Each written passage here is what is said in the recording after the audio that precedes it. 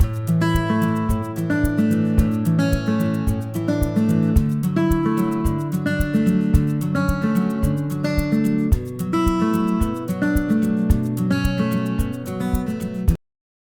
are discussing about the technique of random sample consensus, and in the previous lecture I have given a general idea how this technique works while fitting a straight line. Now, we will elaborate this algorithm with respect to line fitting. So, the steps are that, as I mentioned, that you have to perform n number of times the operations for choosing a good set of inlier points for fitting an initial model, and then based on an initial model, and then perform refining over that set of inlier points. So, this is the step that you should select S points uniformly at random. In the previous example, minimally I have chosen 2 points for fitting a straight line, but it could be more number of points, and then apply a fitting technique. For example, you can use any least square error estimate method which we discussed earlier, and then you find inliers to this line. The method is that the points whose distance from the line is less than a threshold value t, then that point is declared as inlier point. And if you have a sufficient number of inlier points, for example, you can have another parameter d, then you should accept the line, and then again refine your model by repeating the model with those lines and with those points only. So, there are various parameters, those are involved in this process, and that will affect your estimation of straight line parameters or estimation or fitting the models. So, initial number of points, for example, and as I mentioned, you can choose a small number of points, randomly you have to sample those points from your data. Typically, minimum number of points that is required needed to fit the model, that at least you have to choose. So, sometimes you may work on that minimum number of minimum number of sample points, and apply the model fit, precise model fitting over those sample points. And once you get a model, then you have to compute the distance from that model, distance of other points from your straight line. So, distance threshold t, in this case you should choose this threshold in such a way that probability of that point should be in inlier if it is less than that threshold value. That probability should be high. For example, say 0.95 could be your target probability. In that case, if I assume that it is your error in the data is a zero mean Gaussian noise, then you can ensure if you know its standard deviation is sigma, then this threshold should be 1.96 sigma. Then you can ensure that this probability of getting an inlier with this policy is 0.95. Similarly, number of trials, that how many times you should repeat these operations for getting a model, and then if you do not get any good set of inlier points, then you can terminate the process. So, this number of trials you have to choose in such a way that probability of at least in one trial you should get all the points as inlier, that probability should be very high. Given some data condition, suppose you know that in your data certain fraction of data is they are forming outliers, and you can have an estimate of that fraction, say outlier ratio, which is given in a symbol E here. It could be say 0.1, 0.2, something like that. And then the consensus set size d, that is also important, that how many points declared as inliers are sufficient for deciding about a model. So, that also is decided by this outlier ratio. It should match the expected inlier ratio. That means, if there are E fraction of outlier ratios, outlier points, then there is 1 minus E into n, that many number of inlier point is there. So, your d should be close enough to that value. D should not be smaller than that. I mean, d could be very near to that value. It should not be significantly less than this expected number. So, these are certain thumb rules by which these parameters are selected, as it is shown the n is number of data points. So, one particular issue I will be discussing in details here, that how to estimate the number of trials, how it is related with this outlier ratio E, and that indicates what is the probability that a sample is outlier. So, I can make probabilistic analysis in this way. Suppose you have S samples, all of them are inliers. So, in that case probability that all S samples are inliers would be 1 minus e to the power s. Say individual sample is inlier, probability is 1 minus e, and all S samples together, they would be, all are inliers would be product of 1 minus e s times. So, that is what you get here. So, which means that there exists at least one outlier in your set S. So, in a trial that would be 1 minus of this probability 1 minus e to the power s. So, this is what. So, which means a trial, we consider a trial is unsuccessful if there exists at least one outlier. That means, I need all the points of S samples should be inliers, that minimally should satisfy. So, the probability of in one trial that it is unsuccessful, that means there is an outlier in the set of S points is 1 minus e to the power s, as it is shown here.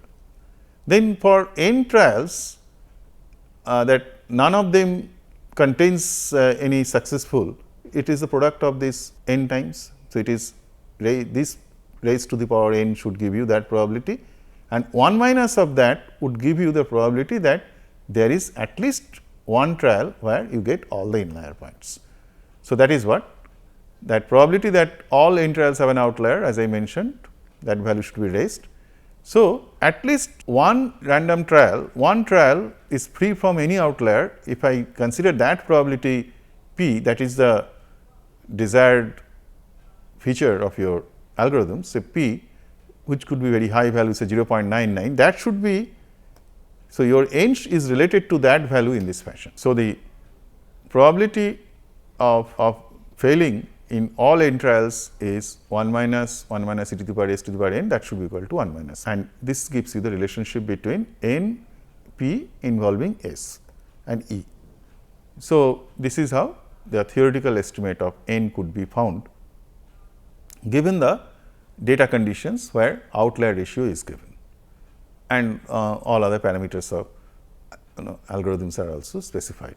If I typically look at those values of n for a very high probability of 0.99, you can see that as your samples S varies, the number of trial also varies, and if your outlier ratio is very small, then you get less number of trials, but if it is large, then you get more number of trials. You need to have more number of trials. In fact, it exponentially rises with the rising fraction of outlier layers. So, there are certain advantages and disadvantages of this Reinzach algorithm, like it is very simple and it is general. As you can see that this technique can be extended to other model estimations. For example, homography matrix or fundamental matrix, they are also, when you are selecting a set of data points for fitting a model, you should apply this strategy of choosing a set of inlier data points by rejecting those data points which are not well fitted by the estimated model, initially estimated model, and then look at the fraction of data points which are validated by a model, and then again refitting it with the expanding number of inlier points. So, that is the general approach, and that you can apply for any other kind of model fitting which considers fitting data points, and applicable to many different problems, often works well in practice, but there are some of the disadvantages also. First thing, as you have seen, there are many parameters to tune. I have already given 4 parameters. So, tuning those parameters, as you increase the number of parameters, tuning becomes a tricky and non-trivial job, and you may not get a good initialization of the model based on the minimum number of samples. So, to choose how many samples that S value of s itself, that itself is critical, and that influences the performance of the model, performance of this algorithm. Sometimes too many iterations are required, that means you have a lot of outliers and your n could be a large number, and that is why it is not appropriate for low inlier ratio. So, let us discuss the other technique of line fitting, where you have multiple lines, and then in this approach we will be considering voting schemes for getting a line out of the data, and in fact multiple instances of straight line, multiple instances of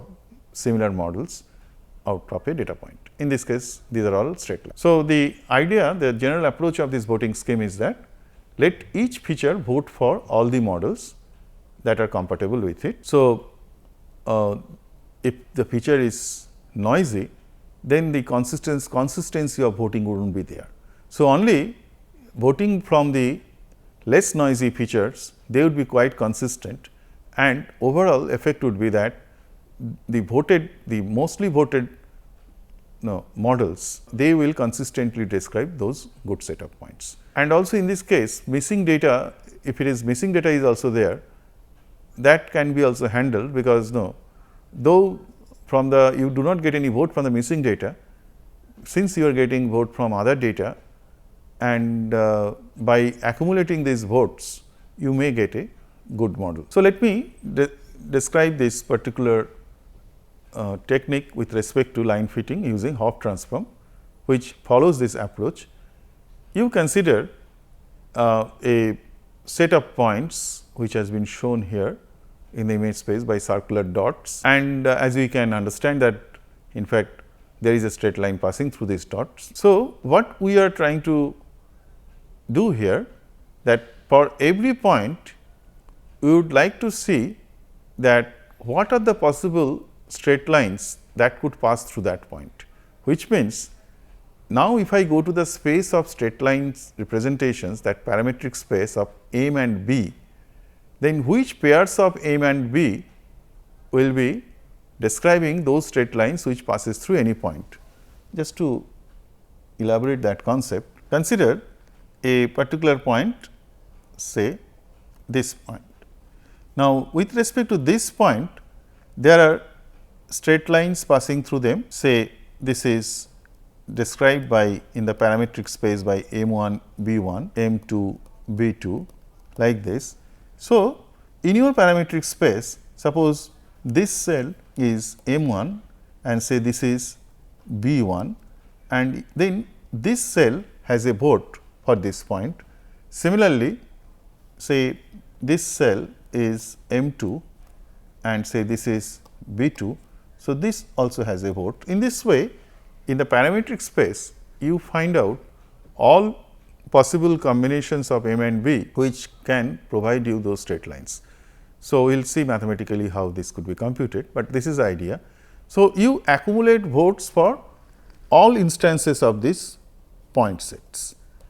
You accumulate and you get a distribution of votes in the parametric space. So, the parameter values where these votes are quite high, those are the possible descriptions of a model through this data point. So, this is the idea, and that is what we will be considering. So, this is these are the operations which are needed when you perform these particular computations. The first thing, we have to discretize the parameter space into bins, because though they continuously, they are from the continuous domain, but in your computations you have to discretize them, so that you can accumulate votes for each discretized cells. Then for each feature point in the image, put a vote in every bin in the parameter space that could have generated this point. So, that is what I explained here, and you have to find the bins that have the most votes. So, this we will be explaining further. So, as I was telling that how a straight line in the image corresponds to a point in Hopf space. So, in the image, if you have a straight line as it is shown here, y equals m1 x plus b1, you know that exactly it can be represented by a point in the Hopf space by M1 B1. We assume that it is corresponding to some discretized mean of M and. Similarly, if I consider a point in the image, then in the Hopf space it will be represented by a line, because that is the relationship. Say if I consider a line in the Hopf space with the parameters b and m expressed in this way, b equals minus x 1 m plus y 1, we can see that that combination of b and m will give you all lines passing through x 1 y 1. With respect to our previous discussion, it means that if I consider any point in this straight line, it has a corresponding representation of a straight line in the image space. These values, say these values, some value corresponds to say m star and b star, and there exists a straight line equation y equals m star x plus b star, which passes through this point x 1 y 1. So, that is the implication of this particular analysis. Consider another point x 2 y 2, and that would also give you another straight line in the Hopf parameter space, which has been shown here. For the green points, I have shown the straight line with green color, which is given by b equals minus x 2 m plus y 2. So, now you understand the importance of votings. You can observe that the intersection point of these two straight lines in the Hopf parameter space, that would be the common parameter of a straight line passing through both the points, and which could be a single straight line only geometrically. Which means, if I use this intersection of these two straight lines as the parameters of a straight line, then that straight line would be joining these 2 points, and that is how the voting becomes important. So, if I collect the votes, you will find this intersection point will have more number of votes, and since it has more number of votes, we may choose that point as the solution. So, this is the general idea. So, there are some problems with this parametric space representations when we are discretizing m and b, because the values of ranges of m and b, they are bit unbounded. So, particularly for m, and vertical lines require infinite m, that is the problem. So, there are other representations of straight line which is more convenient, like polar representation, which is given in this form. So, it is the perpendicular distance from the origin is given by rho of that straight line, and you can write it as x cos theta plus y sin theta equal to rho. So, you see here you have parameters theta and rho instead of m and b, and the ranges of theta and rho will be in a finite range. So, like theta varies from 0 to 180 degree for an image, and rho varies from 0 to the length of the diagonal of the image grid. So, we have a very finite range. Discretization becomes easier within this finite range, and you can design an algorithm. So, the algorithm would be like this, that now you consider the discretized space of parameters rho and theta, which is represented by an array here, all the cells of an array, and let us name that array as an accumulator array. So, you initialize the accumulator A to all zeros, then for each h point x y in the image, you count in you increase the counts of those accumulator cells of those arrays, which denote a straight line passing through x y, which means that would be also a straight line which can be given in this form. It is not straight line in rho theta, it is given in this form. So, ranges is theta equal to 0 to 180 degree, then rho is given by x cos theta plus y sin theta, and in that way the rho can be found for every theta. Then a theta rho should be the cell that should be increased, value of that cell should be accumulated. And finally, you need to find the values of theta and rho which are local maxima, because that gives you, that shows that there are more votes in those cells considering their surroundings, and that is one possible description of a straight line, one possible straight line passing through some set of points in your image. And you could, in this way you can have multiple number of lines, you can detect multiple number of lines, those are passing through this set of data points. So, detected line in the image is given by this equation. Some illustration that how these boards they look if you have a very precise straight line passing through all the set of points, only single straight line, then you can see there is only one point where you get a very high illuminations. So, here the brightness value shows the amount of voting, and since it is a very it is a single line and a very sharp peak you are expecting in the space of parametric space of Hopf transform. So, you will get a very sharp point there. But if you have a more complicated image, that means there are too many number of lines. So, each will give you some local maxima where all those voting would be, many votings would be there from the points lying on that straight line. For example, the line showing by the color green would be one of these points in this case. If you have noise, then the sharpness of that local peak would be lost, would be blurred. So, you can get some near about local maxima. So, there would be cluster of local maxima in a small space. That would be kind of nature of this.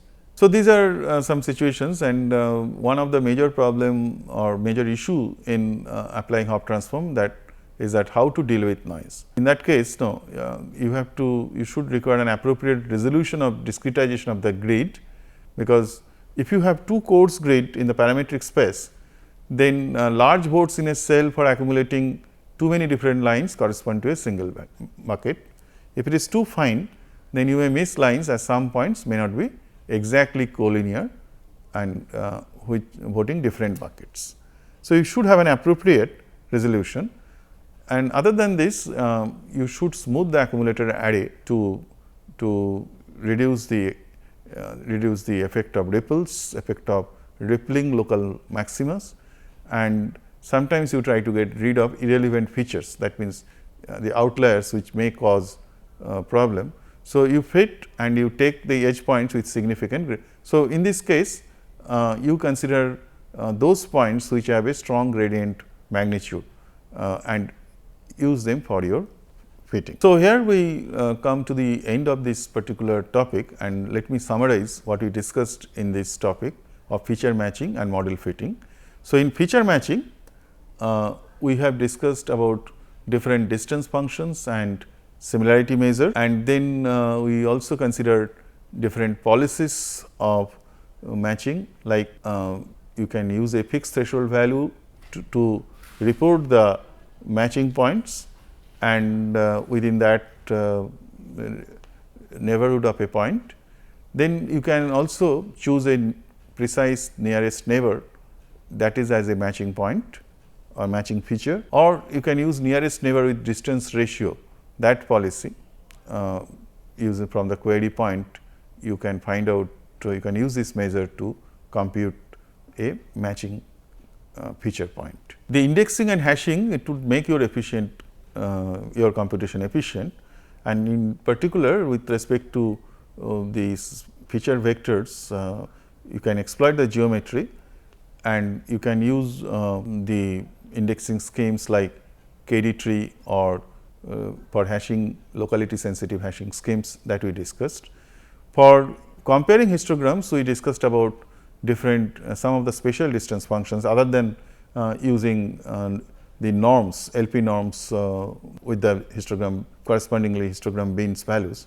We can use the special measures like Kullback-Leibler divergence, assuming the histogram is a probability density function, and then this measure is used to compare two distributions, and if they are close, this value should be less. And earth movers distance also we discussed, that is a special distance function, and its computation is also quite involved computations. In the model fitting approaches, we considered only of course here the issues of fitting straight lines given two dimensional points, but we discussed some of the general issues of model fitting, like prior knowledge of the model is useful. Then we should consider the goodness of fit when you fit a model, and we discussed about different techniques for line fitting, like techniques of least squares, then total least squares and the random sampling consensus technique or RANSAC, and also Hopf transform technique. So, with this let me conclude this lecture and this topic. Our next topic would be on color processing. Thank you very much for your attention.